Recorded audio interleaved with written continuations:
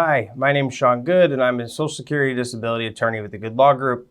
Today I'm going to talk to you about a specific condition, spondylosis. So before I really dive in and talk about the condition and how to qualify, it's important to understand that spondylosis is a pretty common thing, and most people do not have it to a severe enough degree to qualify for disability. So simply because you've been diagnosed by something by your doctor does not mean that you qualify for disability. I think that's really important to start off with. So a general definition is that cervical spondylosis is a term for age-related wear and tear affecting the spinal discs in your neck. And as you age, these discs dehydrate and signs of osteoarthritis develop, including bony projections along the edges of the bones or bone spurs. So that's sort of the general definition. You're going to have to be diagnosed with it, but more importantly, your doctor is going to have to write down your symptoms and take notes about your limitations. So some of the symptoms I've seen people develop with this condition are tingling, numbness, weakness in their upper and lower extremities, difficulty with coordination, whether it's fine or gross manipulation, difficulty walking, standing, and in rare cases, a loss of bladder or bowel control. So Social Security will evaluate this under their Blue Book listing or section 1.04. So it's important to note that just because you have a Blue Book condition like spondylosis does not mean you qualify. And even if you meet all of the criteria, it still doesn't mean you qualify. Social Security's judges, especially at hearings, do not typically award benefits for Blue Book listing impairments without a medical expert. So even if you have all of the criteria, the judges typically aren't comfortable giving out benefits based on a listing without a medical expert. So when you have spondylosis specifically, you have to provide medical evidence according to 1.04 of nerve root compression, typically shown on an MRI or CT scan or other form of imaging. And in addition to the imaging, you need neuroanatomical distribution of pain, which is a fancy way of saying pain coming from the nerve. You have to show that there's limits on spinal movement or limits on the range of motion, loss of motor function accompanied by sensory or reflex loss. So an example of that would be you can't reach your arms anymore, and when you do certain reaching motions, you can't feel your fingers. You're losing your sense.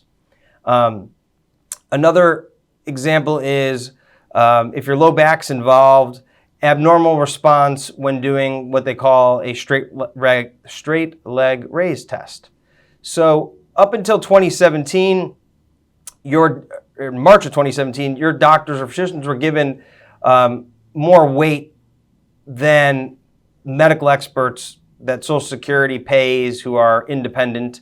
But after that date, they stopped doing that. So now what's really important is that you go to your doctor consistently, that you go to the same doctor consistently, and that doctor takes good notes. And these notes should be detailed descriptions about your pain. You should describe your limits of your motor function. And, more important than ever is going to the same doctor, and that doctor should be a specialist in this area. So consistency and objective descriptions are really important. So at every visit, you should discuss with your doctor your level of pain and how it limits your ability to function. Now, all jobs have similar functions.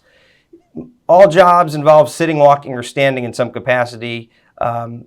Some involve lifting, carrying, pushing, pulling, handling, grasping, feeling. So if you have a condition, tell your doctor how your condition, in this case that we're talking about, spondylosis, affects your ability to do these everyday job functions, and if you're not working, then everyday functions in your daily life. So what I like to tell clients is tell your doctors the numbers, how long can you sit, stand, walk, lift, how much can you lift, how much can you carry? Now, if you tell your doctor, I'm in pain and I have trouble bending and sitting for long periods of time, that's really not that helpful if your doctor writes that down. You need your doctor to be more specific, so you need to be more specific. Your doctor's not going to say, when you tell him a long time, that's how long you can't sit. He's not going to know what to write, or she. So you got to be specific how long you could sit, how long you could stand, how much you could lift, how much you can carry.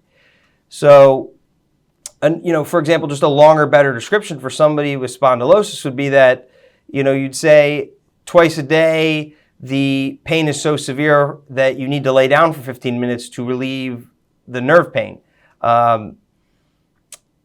That you can't stand for more than 30 minutes. That your doctor gives an opinion that you shouldn't stand or walk more than 1 hour, 30 minutes at a time, whatever it is. Everyone's condition is different.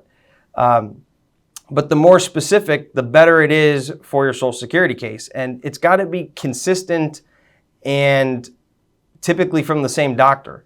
So, telling one doctor one thing, another doctor another thing is a problem. Similarly, going to a specialist one time, having that doctor write it down, that's not like the golden ticket or something to get your Social Security.